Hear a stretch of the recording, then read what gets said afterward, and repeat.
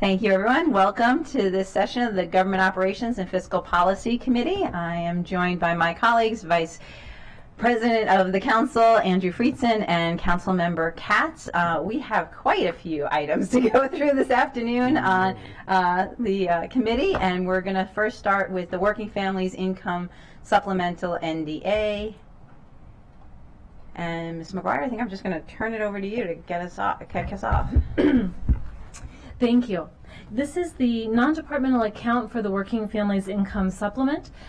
This is a supplement that provides a county match to the refundable portion of the earned income tax credit. It's been a long-standing program in the county. It is actually established in county law as a full match. In recent years, there have been a number of changes made at the state and local level to the program to expand eligibility, to also expand the level of match and the amount of dollars provided to this. Last year, the funding was supplemented, and actually for the last couple of years, the county funding was supplemented quite heavily by ARPA, by Federal American Rescue Plan Act funding. And so as a result, since those funds are decreasing, that really does present a decision point for the council in terms of what level of funding to sustain for this program. The executive has recommended an increase of $7.4 million in county funding. So that would bring the county total to $27.5 million. Again, that's an increase of 7.4 in county funding. Must point out, however, that due to the loss of $25 million of ARPA funding, it is an overall decrease to the amount of funding in the NDA of $17.6 million. If you turn to pages 2 and 3 of your packet, it does go through the history of the funding of this program, excuse me, the benefits offered, and the executive's rationale was to provide a level of funding that provided a 70% match of the federal level when combined with the state. That does put the county at a 56% match to the state funding, but again, together the state and local dollars provide a 70% match to the federal. I just would highlight a couple of other notes for the committee. To fully fund 100% of the state EITC would require the same overall funding level as last year. Again, that was nearly $50 million, and half of that was ARPA funding. So again, that would be a very significant change from the recommendation. The state EITC is approximately 45% of the federal level. And again, if the same level of county funding as FY23 were appropriated in 24, so if there were not an increase to the program, together the county and state would be approximately between 60 and 65% of the federal level. Of course, we can do more specific math on that, but that gives you the ballpark. Council staff's recommendation is to put the level of increase recommended by the executive on the reconciliation list in increments, potentially 2 or more, to give the council flexibility in ultimately deciding what level of county support can be afforded in the upcoming affordability scenarios. Great. Thank you, Ms. McGuire. And I think it was the recommendation to put this on as a priority or a high priority? That was the council staff's recommendation, was as priority. Okay, great. Thank you for this work and the packet. I appreciate that. I'm fine putting it in 2 increments, but I actually would like to see this as a high priority on the list. You know, as we're talking about our budget overall, and I know property taxes are different than income taxes, but just looking at the overall package that we may be looking at for residents this year, I think it should be a high priority. So, Council Vice President Friedson? Yeah, appreciate it. I absolutely agree on the high priority. Appreciate the county executive including this. It's not an easy thing to work through as we talk about transitioning from the changes that we made during COVID, the ability to do certain things that we were able to do thanks to federal funding, and transitioning for moving forward. It's not easy to strike that balance. I do appreciate in this case the attempt to come up with a reasonable approach that we can potentially sustain moving forward. Not going to be easy, going to take some commitment, but you know, I do think this is an area where the executive branch actually did move a proposal forward that does strike a good balance. And I think it's important to note this is probably the single most effective anti-poverty tool that we have at the state and local level. and Montgomery County has historically been unique in our willingness to match this at such a high level with the state. And when the pandemic occurred, the state stepped up, both expanding who could access it and the amount of support that it would provide when people needed it desperately. And the county stepped up as well. We used significant portions. I had advocated that we set aside not just the first year with ARPA funding, but in the additional year to set aside that money in the outset, which, setting aside that additional $25 million didn't allow us to do other things, but made sure that we could secure this for 2 years at the highest level. And I just think it's really important. It's something that we certainly appreciate the state stepping up and continuing these efforts, and I think the county should follow suit as well. I really do think this is one of the areas where Montgomery County has really led statewide and really led in the country, and I really do think that this is an opportunity for us to step up and help our working families to the greatest extent possible. And I don't think there's any tool that is more effective than this one in doing that. Thank you. Councilmember Katz? I can say it in much briefer words. Yes, I'm in favor of it being a high priority, and I think that's the right way to go. Thanks. Great. Thank you very much. I think the only thing I would add to what Council Vice President Friedson said, and the racial equity and social justice review of this did also point out that this is one of the few things that undocumented residents in our community can also access funds like this. So I think that is also a really important piece to underscore in this, because they pay taxes in our community, and so I think that is another reason why this level of funding is so important. So I think, Ms. Squire, that's it for us on this item. We'll put it as a high priority on the reconciliation and appreciate everyone's work on it. Thank you very much. Moving on now to our next set of items, we'll be looking at the Board of Elections. So we have representatives here, and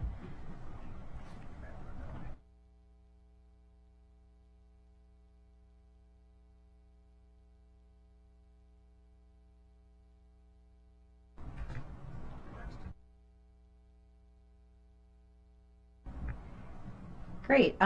Before we actually have Ms. Young, our council staff, go through this, just for folks, I know we have some new people. If the Board of Elections want to kind of introduce yourself and the staff introduce yourselves, that would be awesome. Just a button. Nahi Trozem, President of Board of Election, along with me. Good afternoon. My name is Boris Brajkovic. I'm newly appointed Election Director for the Montgomery County Board of Elections. I'm David Naiman. I'm the Secretary of the Montgomery County Board of Elections. Allison.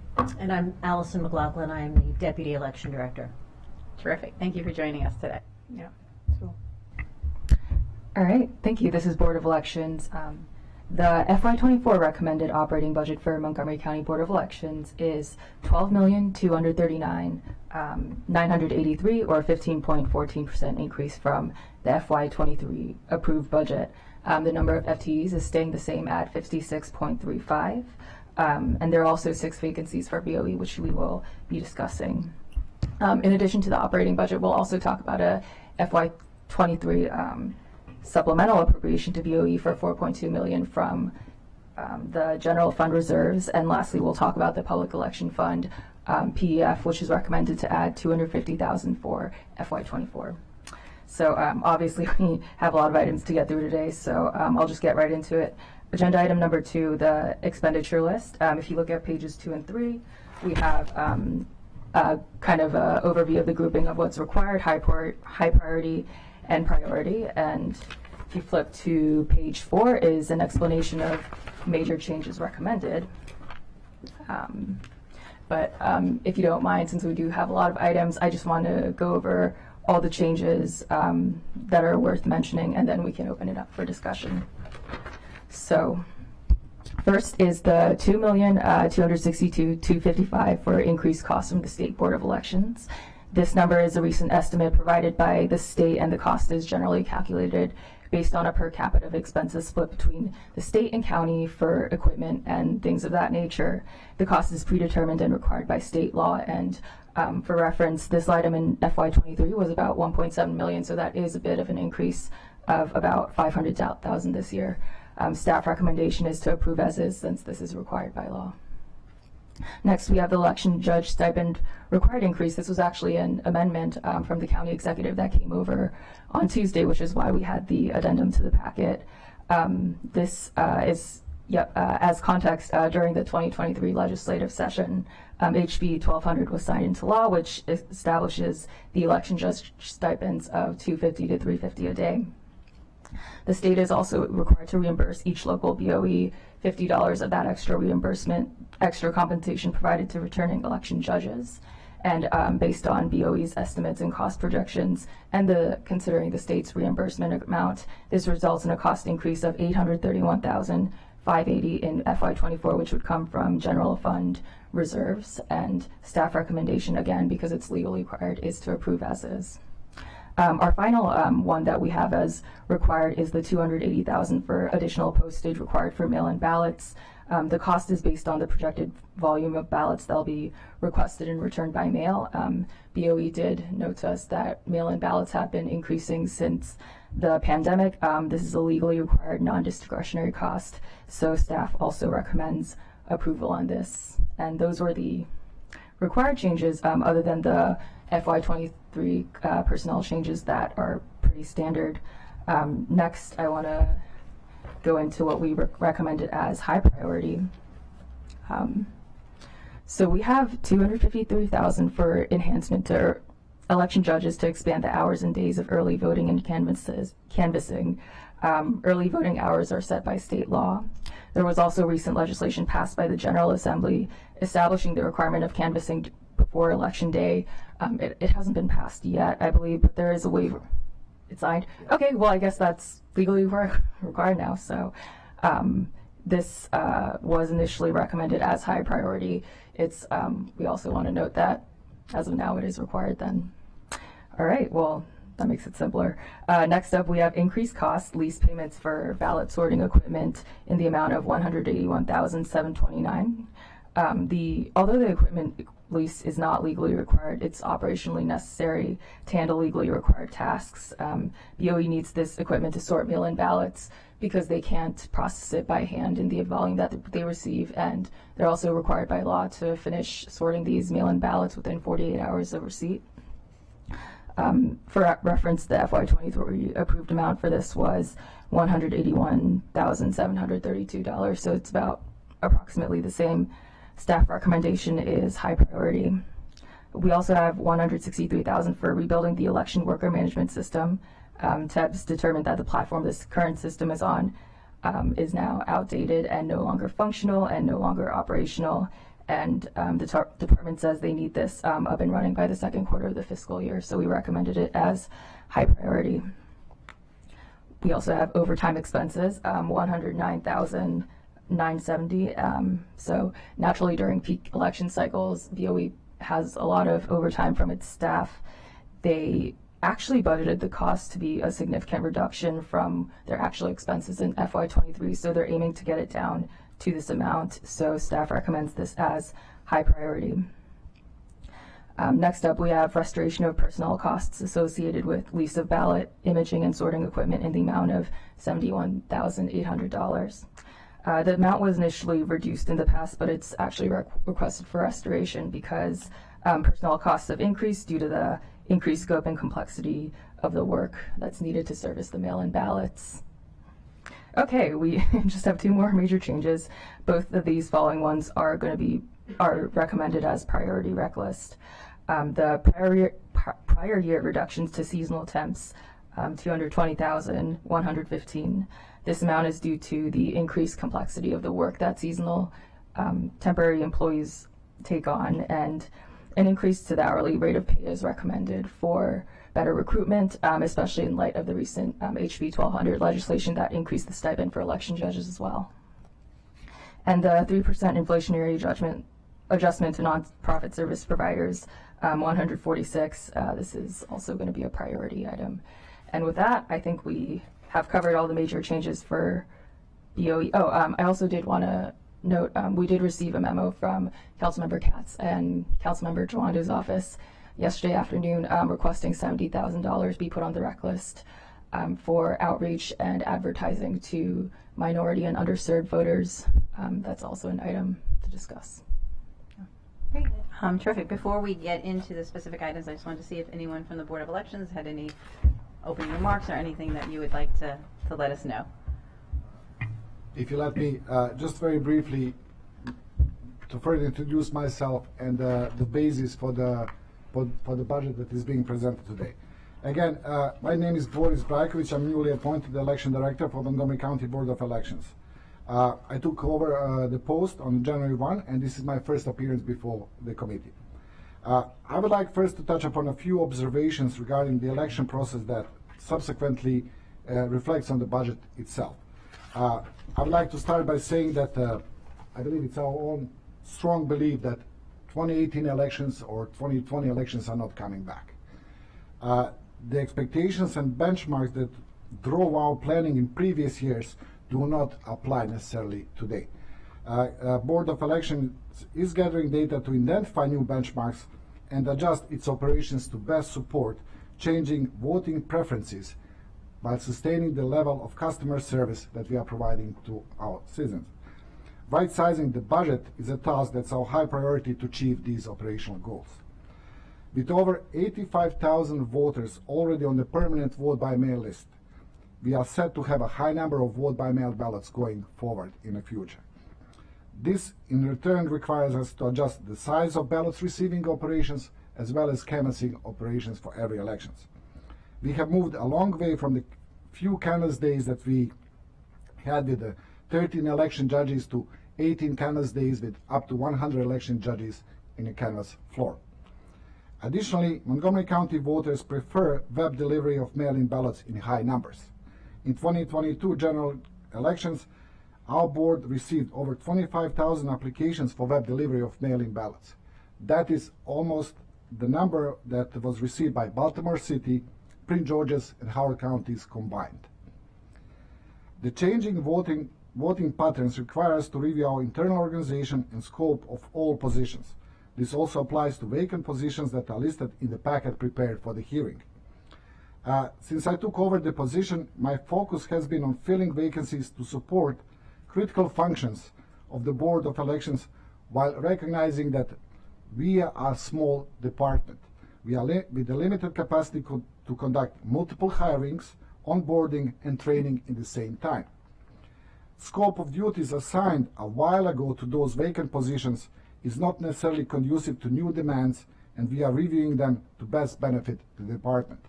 And lastly, new legislation brings new mandates. In regards to the vacancies presented in the packet, if I may just very briefly reflect on them, I can report to the committee that Office Services Coordinator position with Registration Services has been filled. Interviews were completed for Administrative Specialist 2 position this Monday. With assistance from our colleagues from Human Resources Department, we have reclassified Principal Administrative A position, and selected candidate is expected to assume duties shortly.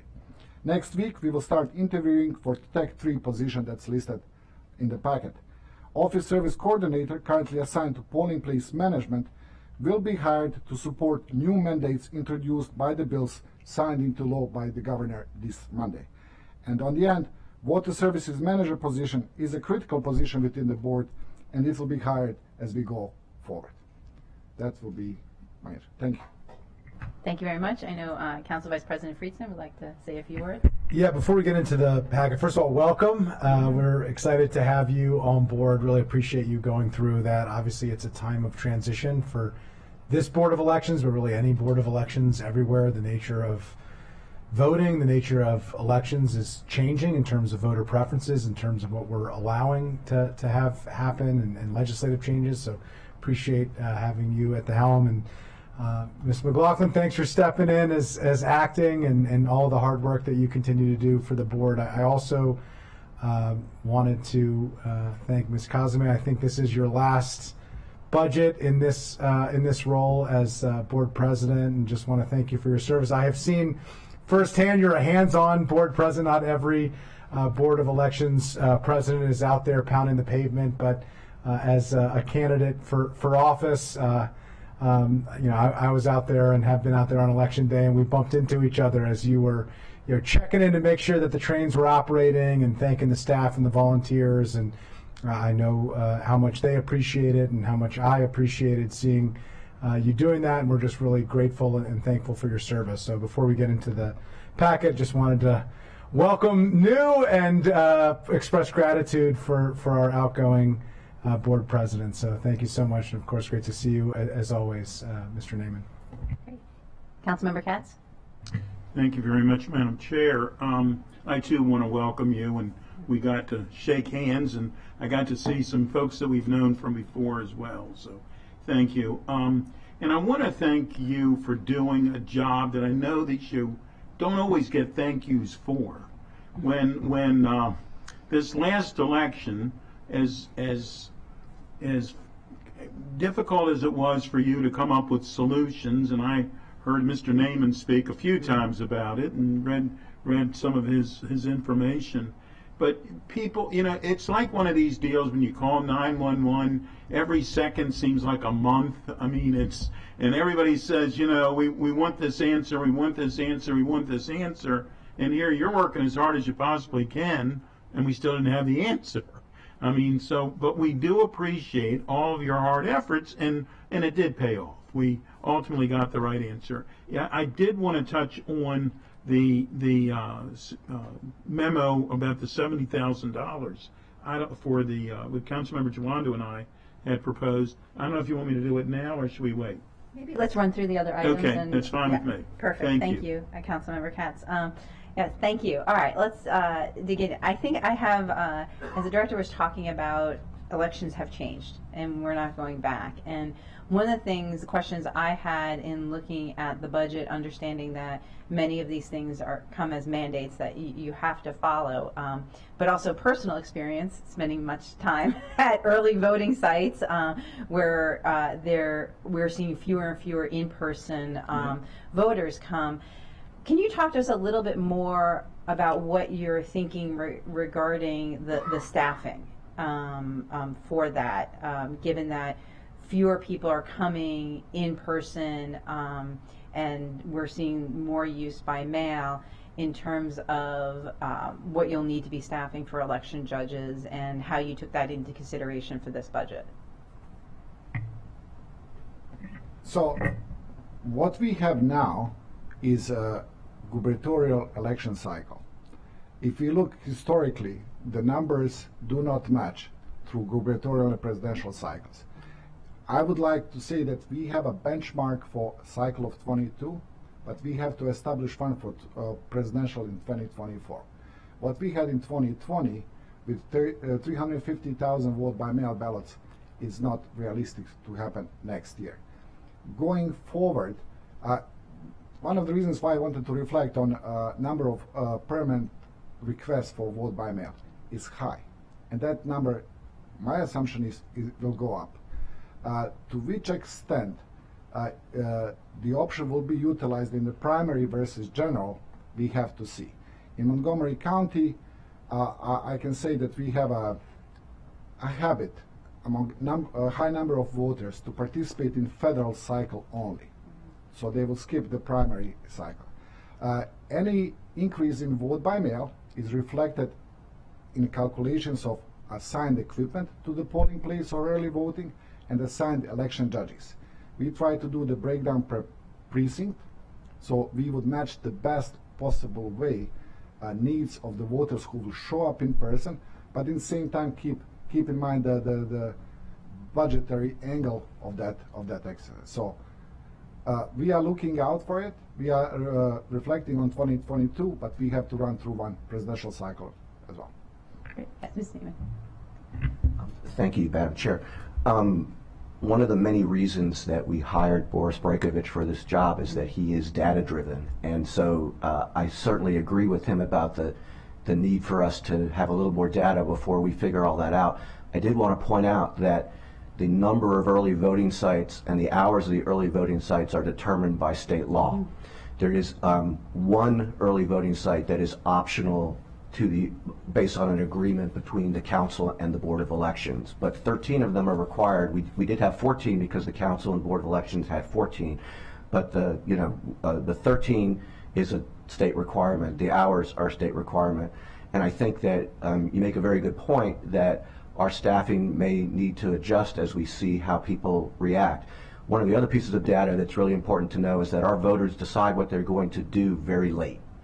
Boris has a wonderful chart of when people submit their vote by mail ballots, and it kind of looks like this.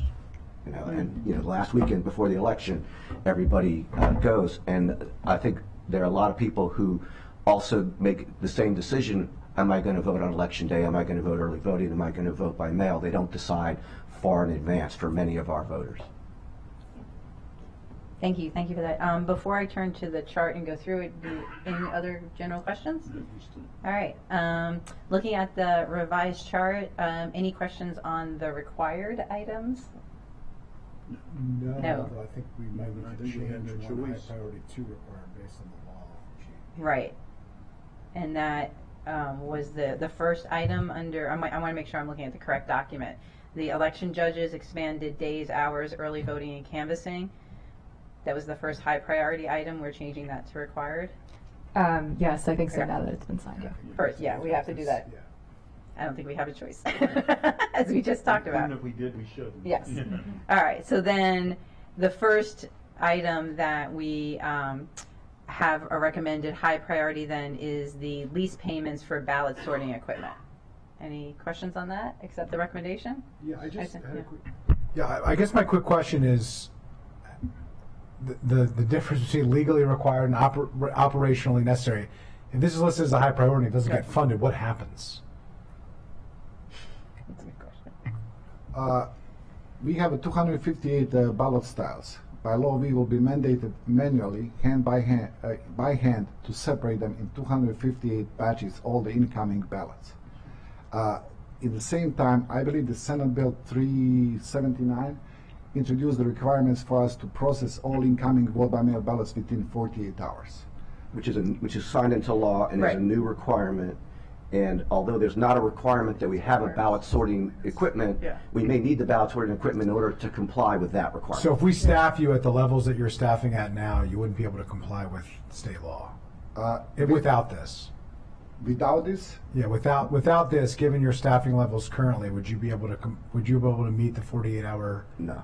deadline? So then we should change this to required. No. That's why I asked. Yeah. Okay, thank you. And we thank you for the ballot sorting equipment. It's amazing. Great. All right. So let's move that one to required. Great. So the next is rebuild election worker management system. That was at a high priority. We're good with that? Yes. All right. Next is overtime expenses. That was another high priority. Good with that? Okay, moving along. The next is personnel costs associated with leave of ballot sorting and imaging equipment. High priority as well. Okay. Okay. Now, those are all the high priorities, right? And now we're moving on to priority areas. One is prior year reductions to seasonal temps. You have questions on that one, or? Yeah. I think maybe, could you just explain this expense? Thank you. Very briefly, we, like any other agency, I would say in 22, had the problems attracting and hiring temporary staff. That's number one. Number two, the requirements of the job, the complexity of the requirements have increased. We suggested this increase in a budget line in order to be able to attract the talent that we need on a temporary basis to process what needs to be processed. This is related to the hourly pay for temporary employees? That's right. And to do what work? Could you just clarify, what are the specific positions at these seasonal Okay, employees? when it comes to the seasonal temporary positions, we rely on temporary positions for every aspect of the process in the building. We started the ballot receiving. We started processing all incoming ballots, including web deliveries, which are complex. We also have temps that serve as trainers for the election judges. They help us with doing all the necessary work and the equipment that goes out to the polling places and the voting centers. in addition to voter registration and all the other applications that are coming into the building.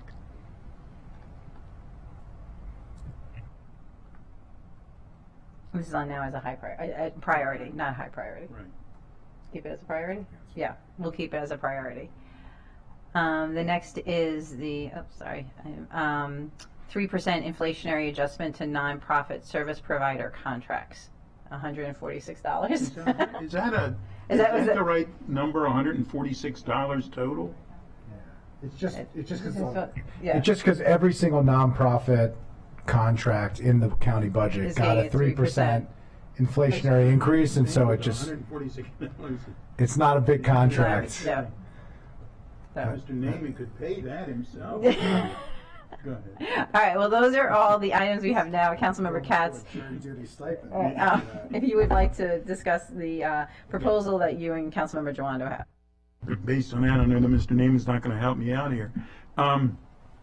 The suggestion was, and I know that Councilmember Joando would have liked to have been here today, obviously he can't be, but it's the $70,000 that's being suggested for 2 tranches to do outreach to better engage marginalized communities.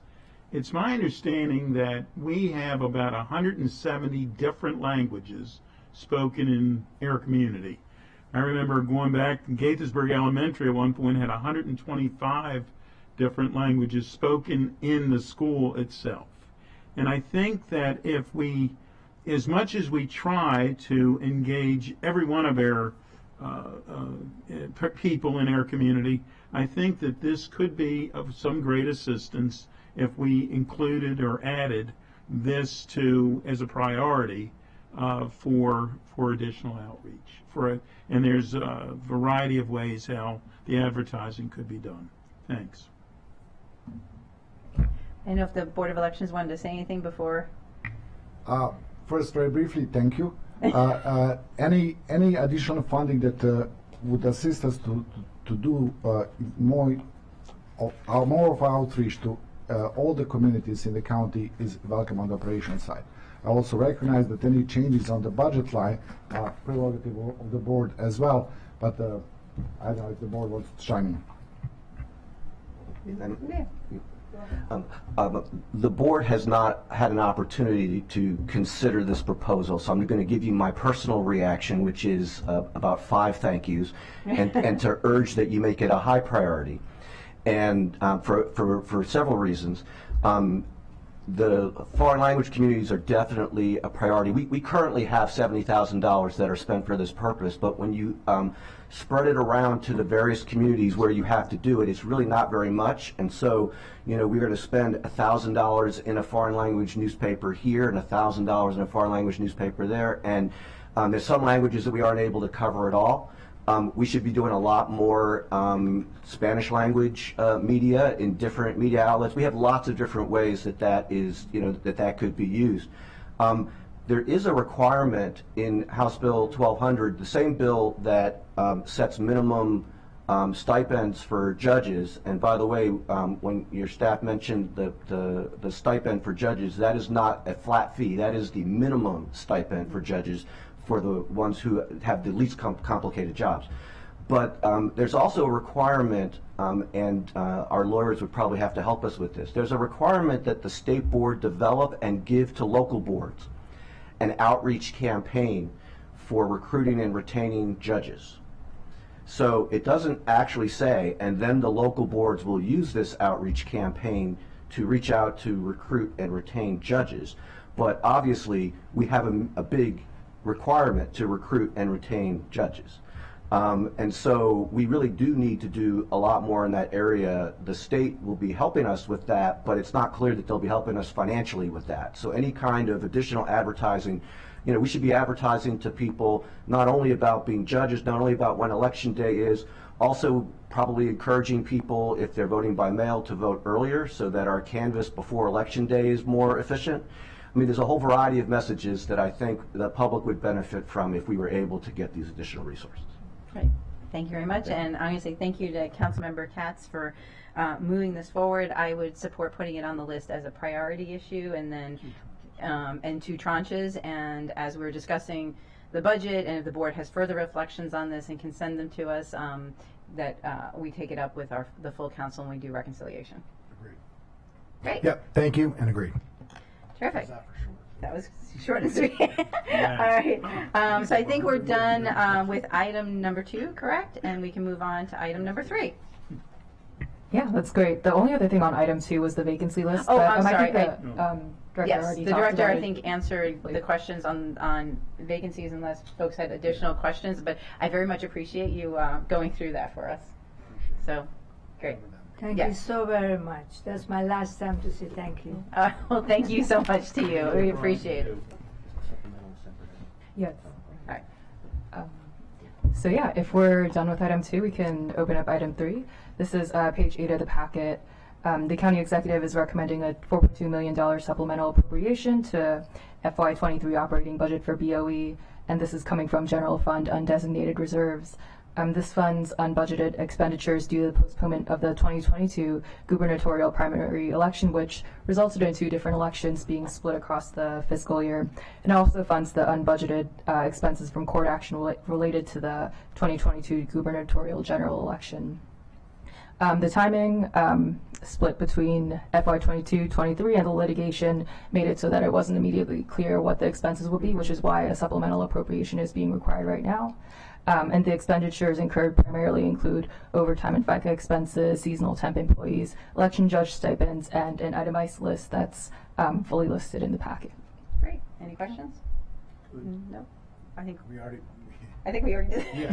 Yeah, it's like we were talking about the debt in our previous meeting. We've already, we've incurred the expenses. We have to pay the bill. Yeah. So, Yeah. So no objections. Move forward with that. Okay. Great. So we can move on to agenda item number 4. This is page 9 of the packet. This is regarding the Public Election Fund, or PEF NDA. So as you know, PEF provides public campaign financing for qualified candidates for county executive and county council. And the current balance in PEF is $3.8 million. Recommendations are made by the Public Election Fund Committee and transmitted to the executive.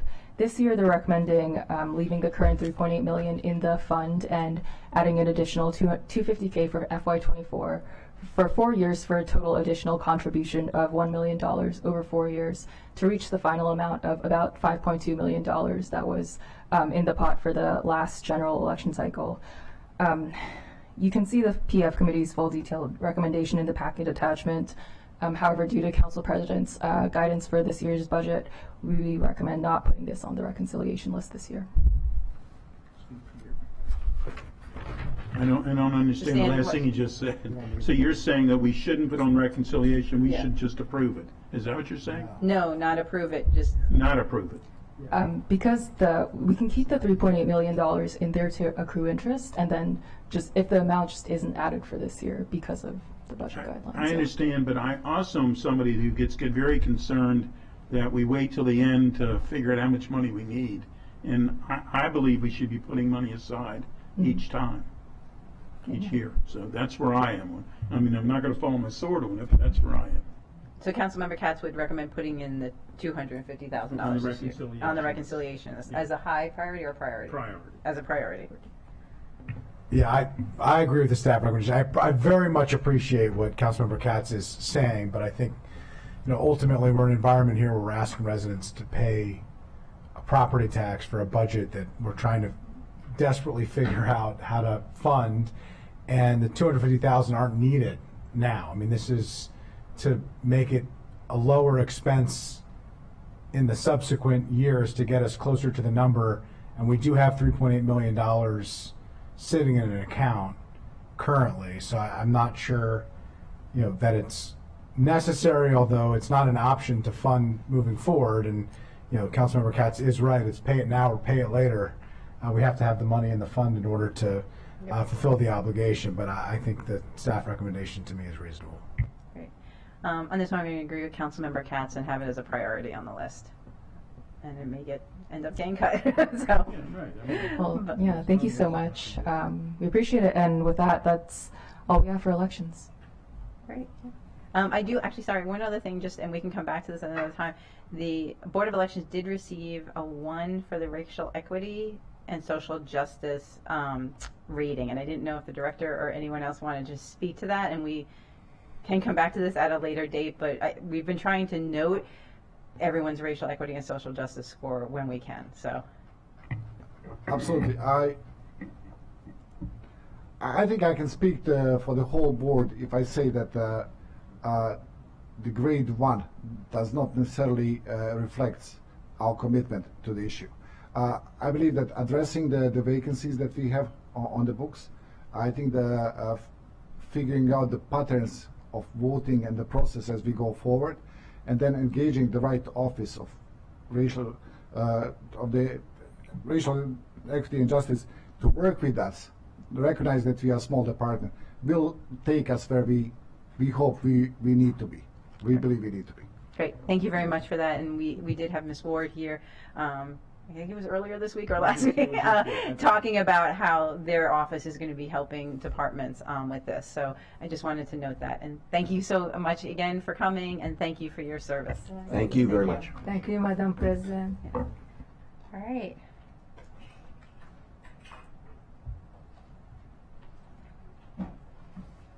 All right, so next item, Mr. Howard, I think we're talking about leases, and I think there was a change to this packet, correct?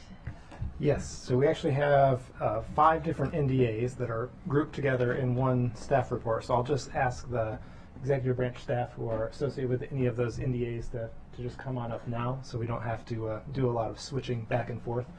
But the first one to talk about is the leases NDA. And the FY24 recommendation for the leases NDA is $18 million, which is a slight increase of about $2.4 million, or 15.2% over the FY23 approved appropriation. And the leases NDA pays for all the different county spaces that we lease across the county for different departments or activities. It's important to note that the total county's leased footprint has gone down in recent years. And the appropriation for this has decreased by nearly $4 million, or 17% from FY21, when it was a bit higher. The changes in the appropriation for FY24 are primarily due to costs associated with the Wheaton building and parking garage, and as well as some fixed CPI-based increases to leases that are built into the contract. In conjunction with the FY24 appropriation, the executive did submit a supplemental for FY23. Similar to the Board of Elections, this is just to correct the appropriation to what the actual costs are anticipated to be for FY23. As it was submitted, the supplemental was for $2.5 million. Just yesterday, we received some good news from OMB and DGS that based on the third quarter analysis, the total overage has decreased. So the staff recommendation would be to amend the FY23 supplemental to $1,246,886. And OMB and DGS staff are here, can explain the changes in a little bit more detail if the committee would like to discuss that. Great. Any words around that? Yeah. Sure. This is Rachel Silverman with OMB. So we just finished scrubbing the third quarter submission, and so we had a change also related to that Wheaton headquarters chargeback. If you'll recall, the Wheaton headquarters building came online in fiscal 21, which is just at the beginning of COVID, and so the first couple years of those chargebacks were much lower than had been anticipated because people weren't going to the buildings weren't being used, and the chargeback was able to be absorbed within other lease savings, and the original chargebacks were not posted to the tenant departments. Starting in fiscal 23, we now have people coming into buildings, and so the costs are closer to what we had projected and budgeted in those tenant buildings, tenant users. And so we did have to reach out to those users, make sure that they were now anticipating the chargebacks, and updated third quarter to reflect that those chargebacks would occur. Thank you. Any questions on this? No, no objections. Yeah. Okay. Take your money. So next we have the future federal, state, and other grants non-departmental account. The executive's recommendation for this NDA is $20 million and is the same amount that has been historically appropriated in this account for several years. This NDA permits the county to receive and spend funds from grant without requesting a supplemental appropriation from the council, although we do include specific language in the budget resolution that depending on the size, anything over $200,000 does have to come to the council for approval. But for small grants and things like that, it just essentially gives some pre-authorization to make the administration of those dollars a little bit more efficient. So staff concurs with the executive's recommendation for this NDA. Yep. Yeah, just appreciate this. I know we include the budget language about anything above $200,000. Do we get a report of anything regardless of the amount? Like, we wouldn't have to authorize it if it's below $200,000 or if the aggregate amount doesn't exceed $20 million. But do we get a report? We do get reports when the executive on the quarter. Sorry, go ahead. Sorry, yeah.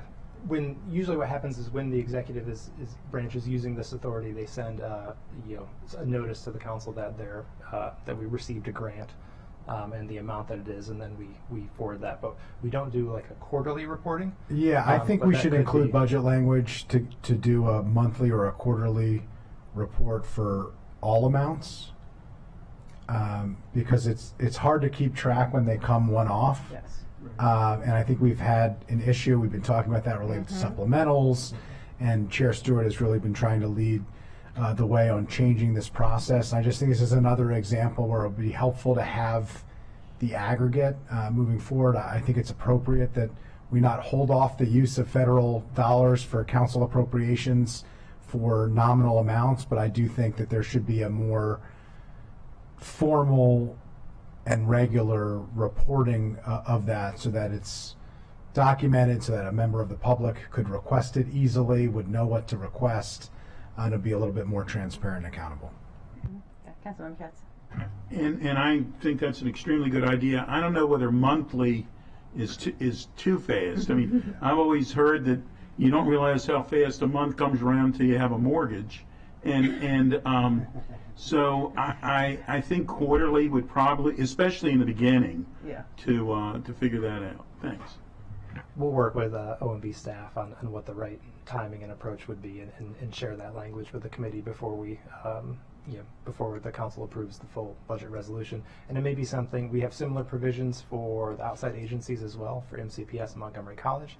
And so if we may want to make that similar change for those agencies as well, so there's the same level of information and transparency. Great. Good. All right, we can move on. All right, the next one is the grants to municipalities in lieu of shares tax, and this NDA funds payments required by state law. The executive's FY24 recommendation is $28,020, the same as previous fiscal years. Staff concurs with the executive's recommendation. Mm-hmm.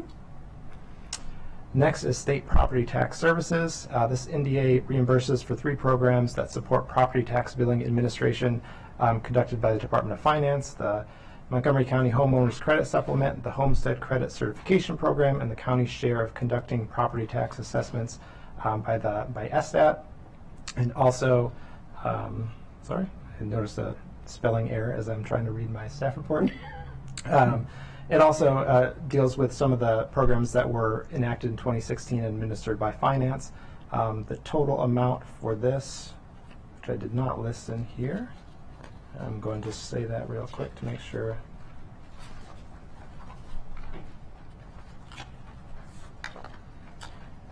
It is $3,565.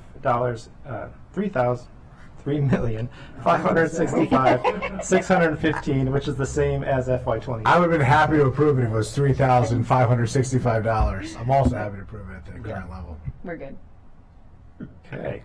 And then the next one is payments to municipalities, the last one, and this is the commonly referred to as municipal tax duplication, which members of this committee, even including the newest member, is very well familiar with. And so last year was the first year where the payments under this program were determined by a new change in law that was agreed to by the executive, the municipalities in a working group, and then passed by the council. And so the executive's FY24 recommendation for this NDA is $18.9 million, an increase of about $1.6 million or 9.4% from the FY23 approved appropriation, and thus recommended appropriation from the executive is consistent with the changes in the county law, which provide for a phased-in implementation of this the new formula calculations. So this is 90% of the formulas in FY24, and then will increase to 100% of the new formulas in FY25. Circle 16 of the packet includes a breakdown of the expenditures by municipality. The NDA also includes $130,000 approximately in expenditures for the municipalities from the speed camera allocation. And council staff concurs with the executive's recommendation. Great, thank you. I just have one point on this. I think there needs to be a new formula for the parks maintenance service that was promised, and I know particularly the municipality, the town of Garrett Park, had questions regarding this, and so if we could make a note of that to make sure that in next year's budget the correct formula for the parks maintenance is correctly allocated. So we will certainly do that. all right, great. Any, Good. nope, we're good on that then. All right. Thank you to my mayor colleagues here. You're a mayor for life, I'm told. Yeah, And you are. Yeah, we would have gotten life if we didn't. Yes, approve that. exactly. All right. Next is intergovernmental relations. Come on down.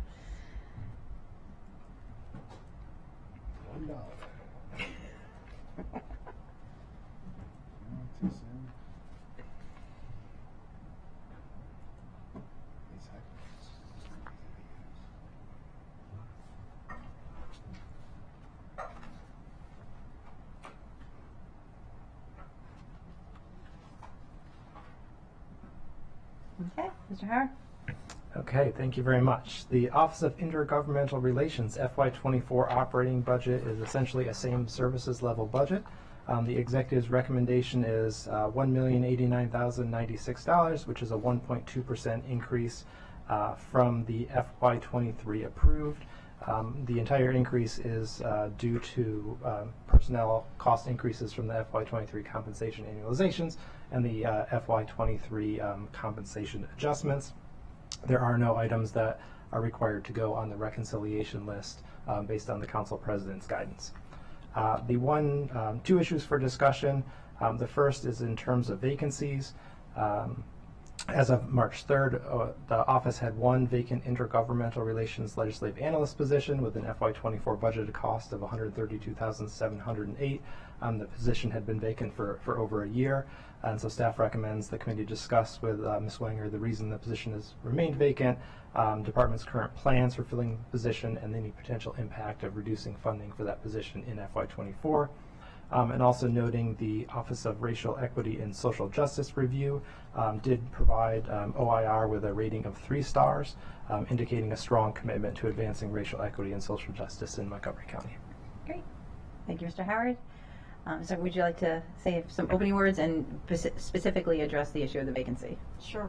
One, thanks for all your help this session and your guidance, and very much appreciated the open lines of communication, and looking forward to having that continue, starting earlier on some things. So Bring the mic a little closer. Yeah. Pull the mic closer. Yeah, there we go. There we go. Yeah.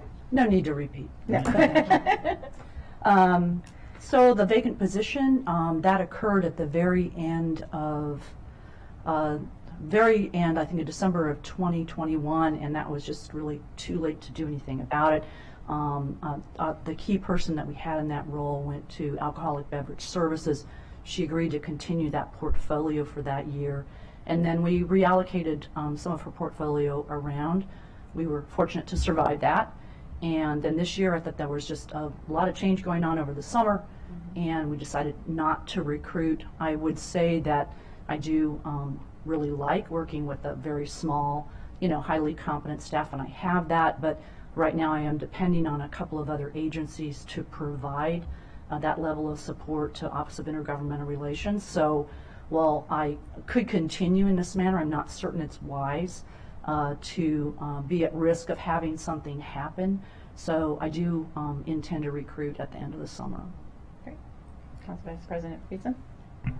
Yeah, I mean, I appreciate it. Appreciate all the work that you do. Appreciate all the work that the office is doing. I think that you have effectively reallocated the work. I ultimately think we should consider lapsing the position and seeing how it works this year. I don't think we should eliminate it yet. I think maybe take another year to assess, see how things go, and we can come back next year and discuss it. But it's $133,000.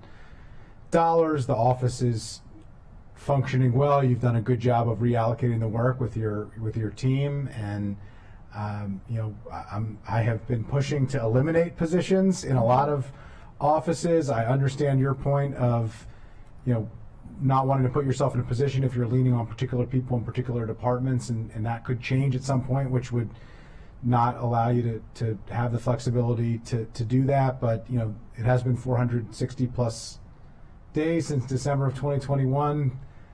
The sky hasn't fallen. The work is continuing, and so I would suggest that we lapse the position. Councilmember Katz? I appreciate the Vice President's suggestion, but I don't agree with it. When you're dealing with such a small department, one person is a very high percentage of the personnel in that department, which is what this would be. I believe that you should be allowed to advertise for it and to fill the position. Thanks. I think I have a question for Mr. Howard. If we do decide to lapse the position, will we put this on the reconciliation, or how would we handle this? We would just be a reduction. It would be The full council would have to accept it, or someone could put it back on if they want. Correct. Yes. All right. I'll agree with Council Vice President Friedson to put this as a lapse. I think the department has been doing a great job, and as my first year, I really appreciate all the work. I just know we're going to have to make very tough decisions this year, and I feel like I've been in between both my colleagues here. So I think this one, I'll agree with Council Vice President Friedson. But thank you very much for your work. All right, our last item today.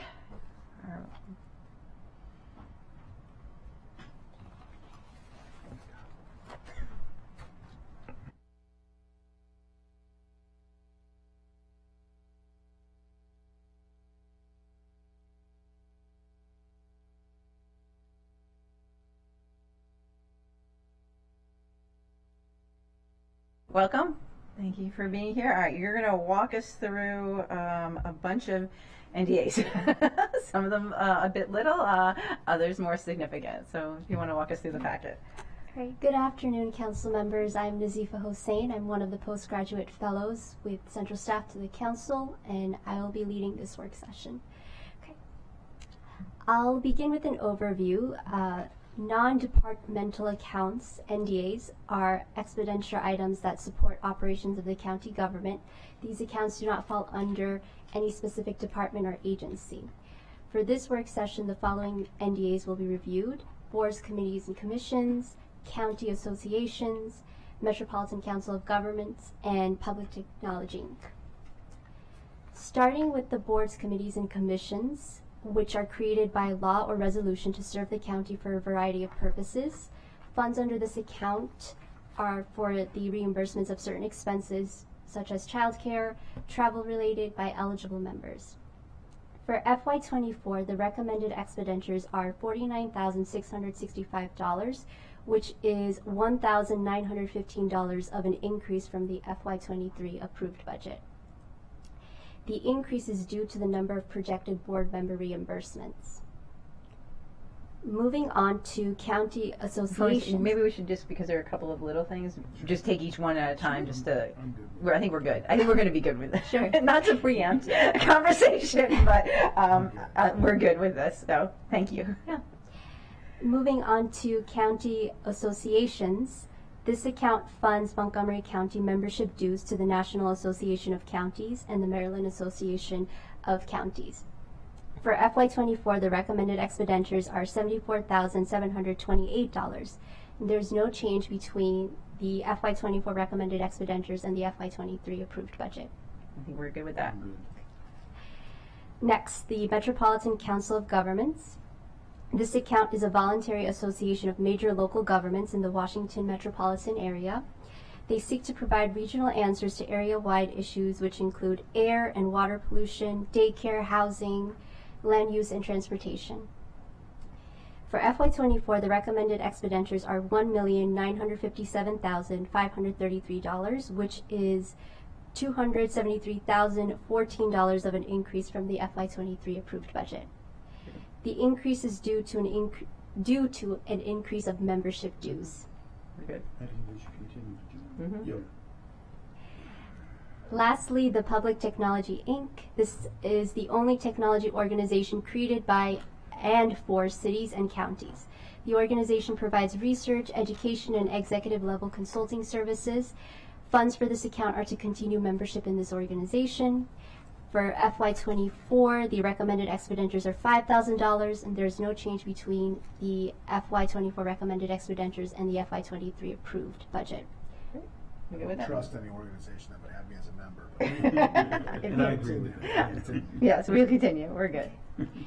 For vacancies, there are no vacancies because there is no personnel under these accounts. That's good. All right. Awesome. For racial equity and social justice, the Office of Racial Equity and Social Justice produced the operating budget equity tool, which was created for departments to assess the impacts of their programs by centering race in pursuit of equity and justice. Departments are rated on a 3-star scale. The Office of Racial Equity and Social Justice did not provide ratings for these NDAs. Great. Council staff recommend approving the executive's FY24 recommended expenditures for the following accounts: boards, committees, and commissions, county associations, Metropolitan Council of Governments, and Public Technology, Inc. Perfect. Thank you very much. Thank you for Thank you. putting the packet together. Thank you all for coming. And I think this is our last item, so we are done for the GO committee today. And we have one other meeting this week, a joint meeting with public safety tomorrow afternoon. And that'll be 4 out of the 5 days this week. So thank you, everyone, and we'll see you tomorrow. And